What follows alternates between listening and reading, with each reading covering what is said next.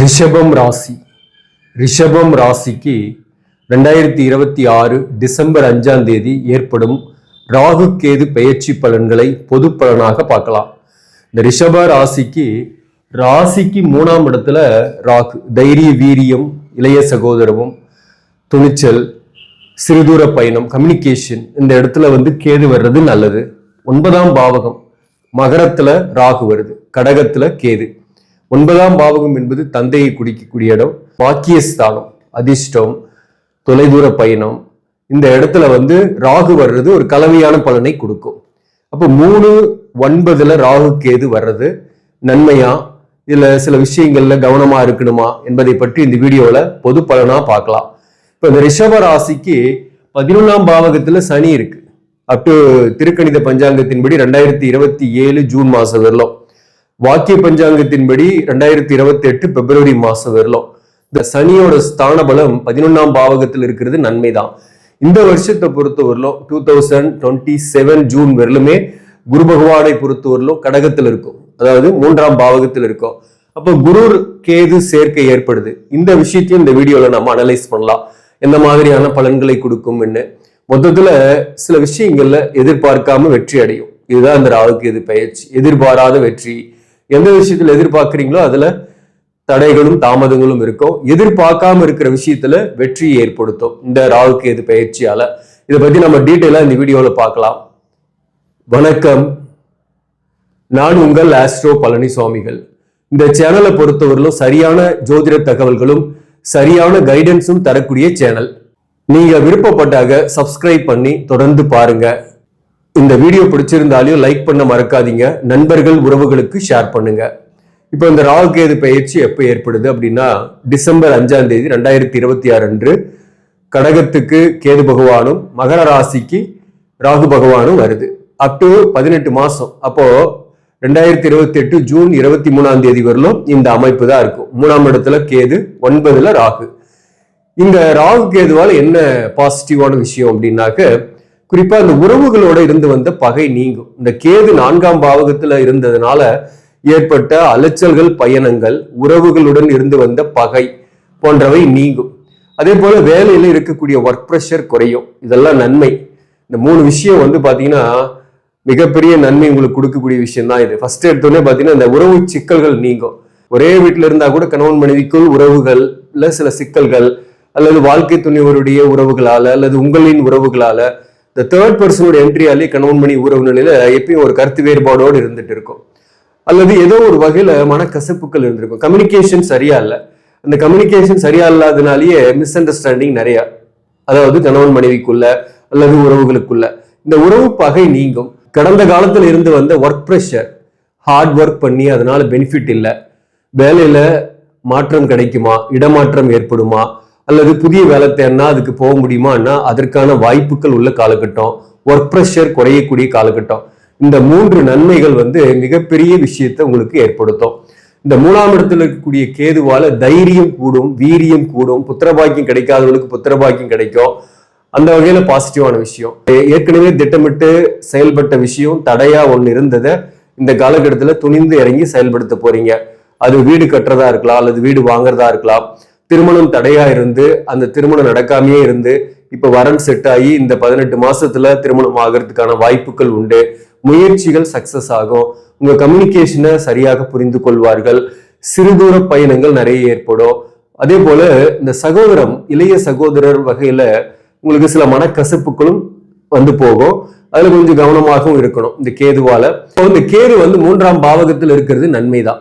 நிறைய பிரச்சனைக்கு ஒரு சொல்யூஷன் உங்களுக்கு கிடைக்கும்.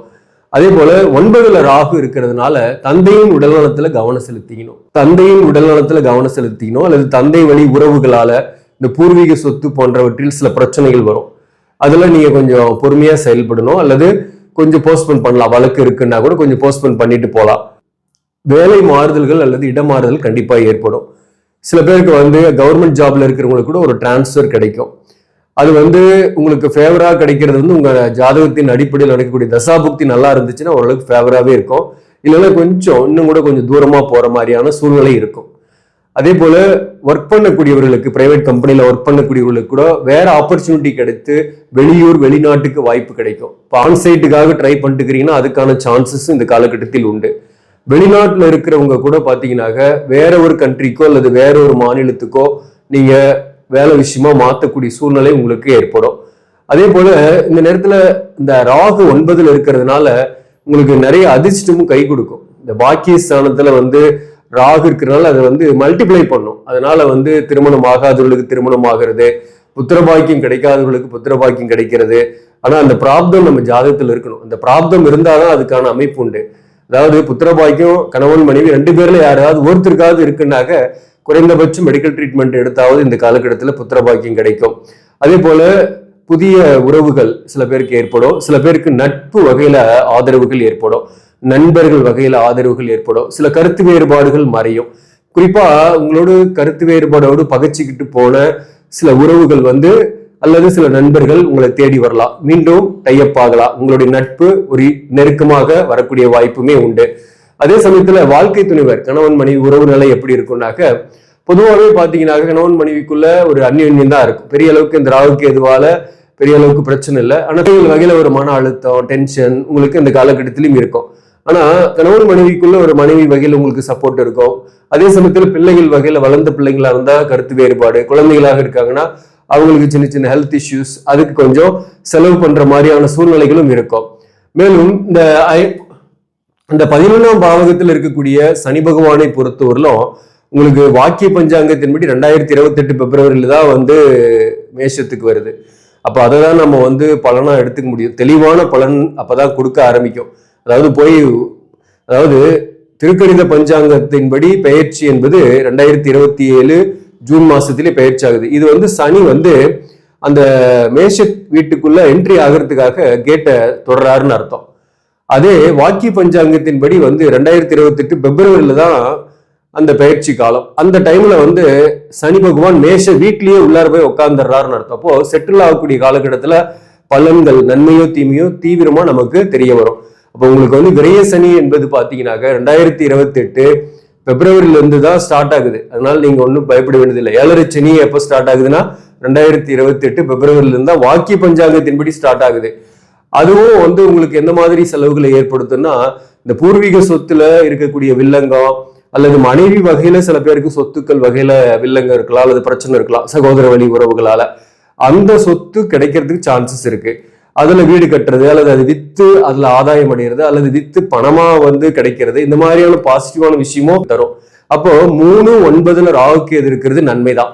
இந்த காலகட்டத்தை பொறுத்தவரையில தொழில் ரீதியாக சிறப்பான வளர்ச்சியை பெறுவீங்க. இடமாற்றம் ஏற்பட்டாலும் வருமானம் உயரும், சேலரி ஹைக் ஆகும். அதே போல பிசினஸ் பண்ணக்கூடியவங்களுக்கு கடை மாற்றம் அல்லது தொழிலையே வேற தொழில் செய்யலான்னு போனாலையும் அதுல வருமானம் கூடுதலாகவே கிடைக்கும். பிசினஸ் பண்ணக்கூடியவங்களுக்கு ஒன்றுக்கு மேற்பட்ட தொழிலை செய்வீங்க. ஆல்ரெடி ஒரு தொழில் செஞ்சுட்டு இருக்கிறேன், அது கொஞ்சம் சுமாரா தான் இருக்கு, வருமானம் பெருசா இல்லைன்றவங்க இந்த காலகட்டத்தில் வேற ஒரு தொழிலை கூட ட்ரை பண்ணக்கூடிய காலகட்டம். நீண்ட நாளா நீங்க தூசி தட்டி இருக்கக்கூடிய ஒரு விஷயத்தை கையில் எடுத்து அதை சாதிக்க போறீங்க. வீடு கட்டுறது, தொழில் ஆரம்பிக்கணுன்ற சிந்தனையில் இருப்பீங்க. சில பேர்லாம் அந்த தொழில் ஆரம்பிக்கிறது அல்லது ஏதோ ஒரு வகையில நல்ல விஷயத்த முயற்சி பண்ணி முடியாம விட்டுட்டு விஷயத்த இந்த காலகட்டத்துல கண்டினியூ பண்ணுவீங்க. அதே மாதிரிதான் சில உறவோட தனிப்பட்ட உறவு முறைய நிறைய பாடுபட்டு அவங்களோட சேரணும், அவங்களுக்கு உதவியா இருக்கணும், நிறைய முயற்சி பண்ணியிருப்பீங்க. அந்த முயற்சிகள்ல தொய்வுகள் கடந்த காலத்தில் ஏற்பட்டிருக்கும், உங்களை தவறா புரிந்திருப்பாங்க. ஆனா இந்த நேரத்துல அந்த தனிப்பட்ட உறவு முறையில் இருந்து வந்த சிக்கல்கள் நீங்கும். நீங்க யாரு கூட சேரணும் அல்லது அவங்களுக்கு உதவியா இருக்கணும்னு நினைக்கிறீங்களோ அவங்க கிட்ட இருந்தும் ஒரு பாசிட்டிவான சிக்னல் வரும். தவறா புரிஞ்சுக்கிட்டுவங்க கூட சரியா புரிஞ்சுக்கிட்டு அந்த உறவு நிலை என்பது சீராகக்கூடிய காலகட்டம். ஸோ அப்போ ஒரு பழைய பகையை தீர்ப்பீங்க, பழைய உறவை புதுப்பிப்பீங்க, பழைய விஷயத்த செயல்படுத்த முடியாம பெண்டிங்ல இருந்த விஷயத்த தூசு தட்டி செயல்படுத்துவீங்க. அதுல வெற்றி ஏற்படும். வேலையில நல்ல ஒரு இடமாற்றம் ஏற்படும். அது தொலை தூரமாக இருந்தாலும் வருமானம் வரும், பதவி உயர்வு கிடைக்கும். ஸோ முன்னேற்றங்கள் உள்ள ராகு கேது பயிற்சி தான் இது. இதுல பிள்ளைகள் வகையில நீங்க கொஞ்சம் வளர்ந்த பிள்ளைகள் இருந்தா அவங்கள கான்சென்ட்ரேட் பண்ணணும், அவங்க செயல்பாடுகளை நீங்க கண்காணிக்கணும். அதே போல கொஞ்சம் கவனமாகவும் இருக்கணும். சின்ன குழந்தைகளாக இருந்தா அவங்க உடல்நல விஷயத்துல கவனம் செலுத்திக்கணும். அதே போல முயற்சி நிறைய செய்வீங்க. இந்த குரு இந்த வருஷம் பொறுத்தவரையில குரு கேதுவோடு இணையறதுனால நிறைய எஃபோர்ட் போடுவீங்க. 8 குடி 3ஆம் இடத்துல இருக்கிறது ஒரு விபரீத ராஜயோகம் தான். ஆனா குரு கேது இணைவென்னும் போது வர்ற பணம் வந்து கொஞ்சம் தடைபட்டு வரும். யார்கிட்டயாவது நீங்க பணம் கொடுக்குறீங்க, அதை வாங்குறதுக்காக முயற்சி பண்றீங்கன்னா கொஞ்சம் கஷ்டமா இருக்கும். முக்கியமா அது அப் டு 2027 ஜூன் வரலாம். அதுக்கப்புறம் உங்களுக்கு அந்த பணம் வந்துடும். கொடுத்த பணம் வரலையேன்னு நீங்க இப்ப யோசிச்சுட்டு இருக்கிறவங்க கூட 2027 ஜூனுக்கு பிறகு அப் டு 2028 ஜூனுக்குள்ள அந்த கொடுத்த பணம் வாங்குறதுக்கான வாய்ப்பை ஏற்படுத்தும். குறிப்பா அந்த ராகுகேது பெயர்ச்சிக்கு பிறகுதான் வர ஜனவரியில இருந்து ஜூன் வரலும் கொடுக்கல் வாங்கல கொஞ்சம் கவனமா இருங்க. அதே போல பிசினஸ் பண்ணக்கூடியவர்கள் கடனுக்கு விடாதீங்க, அது வசூலிக்கிறது கஷ்டமா இருக்கும். அதே போல பிசினஸ் பண்ணக்கூடியவங்க வந்து பாத்தீங்கன்னாக்க கடன் வாங்கினீங்கனாலையும் கொஞ்சம் கஷ்டமா இருக்கும், கடன் கொடுத்தாலையும் கொஞ்சம் கஷ்டமா இருக்கும். வாங்குறது கடன் வாங்கினா திருப்பி கொடுக்கறதுல கொஞ்சம் கஷ்டமா இருக்கும் முதல் ஒரு 6 மாசம். அதாவது பொதுவாகவே பாத்தீங்கன்னா ரிஷபத்துக்கு கடன் இருக்கும். அந்த கடனுடைய அழுத்தம் அப் டு ஜூன் வரலுமே இருக்கும், 2027 ஜூன் வரலுமே. அதன் பிறகும் ஒரு வகையில வந்து புதிய கடன் படுறது, இந்த சொத்து வாங்குறது, பிள்ளைகளுக்கு கல்யாணம், சுபகாரியம், பிள்ளைகளுக்கு நல்ல கோர்ஸ் கிடைச்சு அதுக்கான செலவு, இப்படி ஒன் பை ஒன்னா வரும். அதுக்கப்புறமும் வாய்ப்பு இருக்கு கடன் வாங்குறதுக்கு. அதுல அகலக்கால் வைக்காம திட்டமிட்டு செலவு பண்ணீங்கன்னா பெரிய கடன் வாங்காம இருக்கக்கூடிய வாய்ப்பு ஏற்படுத்தும். மன நிம்மதியோடு இருப்பீங்க. மொத்தத்துல இந்த ராகுகேது பெயர்ச்சியால நிறைய நன்மைகள் இருக்கு. அதுல ஒரு முக்கியமா 3 விஷயம் சொல்லியிருக்கிறேன்.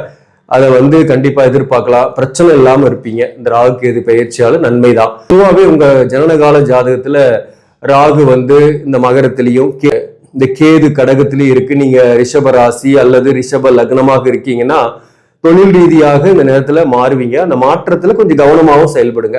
அதாவது போற இடம் கரெக்டான இடமா, நிலையான இடமா, வருமானம் கூடுதலா கிடைக்குமா, டென்ஷன் இருக்குமா அப்படின்றதெல்லாம் பார்த்துட்டு நீங்க போனோம். அதே மாதிரி வேலையை திடுதிப்புன்னு விட்டுடக்கூடாது. ஏன்னா வேலையை மாற்றம் குடும்ப வாழ்க்கையில மாற்றத்தை ஏற்படுத்தும். ஜனனகால ஜாதகத்துல இருக்கக்கூடிய ராகுகேது மேல இந்த கோச்சார ராகு தொடும் போது அவங்க மட்டும் கொஞ்சம் கவனமா இருக்கணும். அதே போல உங்க ஜாதகத்துல ராகுகேது அசுப பலத்தோடு இருக்குன்னாக்க நீங்க திருநாகேஸ்வரம் கும்பகோணம் அருகாமையில இருக்கக்கூடிய ராகு ஸ்தலத்திற்கு நீங்க எந்த நாள்ல வேணாலும் போகலாம். ராகு காலத்துல கோயிலுக்குள்ளார இருங்க. அங்க பாலபிஷேகம் ராகு பகவானுக்கு பண்ணுவாங்க. பார்த்துட்டு உங்க பேர்ல ஒரு அர்ச்சனை பண்ணிக்கங்க. அதே மாதிரி கேது ஸ்தலம் மயிலாடுதுறை பக்கத்துல கீழ்பெரும்பள்ளம், இங்க வந்து என்னைக்கு வேணாலும் போகலாம். யமகண்ட நேரத்துல உள்ள இருங்க. அங்க வந்து கேது பகவானுக்கு பாலபிஷேகம் பண்ணுவாங்க. அதை பார்த்துட்டு உங்க பேர்ல அர்ச்சனை பண்ணீங்க. மேலும் கணவன் மனைவிக்குள்ள பிரச்சனை இருக்கு, கருத்து வேறுபாடு இருக்கு, வழக்குகள் இருக்கீங்க அப்படின்னாக்க அந்த வழக்கு நல்லபடியா முடியறதுக்கு வாய்ப்பு உண்டு இந்த காலகட்டத்துல. சோ அப்படிப்பட்டவங்க வந்து வைத்தீஸ்வரன் கோயிலுக்கு போயிட்டு வரலாம். திருமணம் ஆகாதவங்க, நீண்ட நாளா வரன் பார்த்துட்டு இருக்கிற செட் ஆகலன்றவங்களும், அதே போல கணவன் மனைவிக்குள் பிரிந்து இருக்கிறோம், பிரச்சனையா இருக்கு அப்படின்றவங்களும் வைத்தீஸ்வரன் கோயிலுக்கு போயிட்டு வாங்க. உங்களுக்கு ஒரு ஜாதகப்படி சரியான முடிவு உடனுக்குடனே கிடைக்கும். நன்றி, வணக்கம்.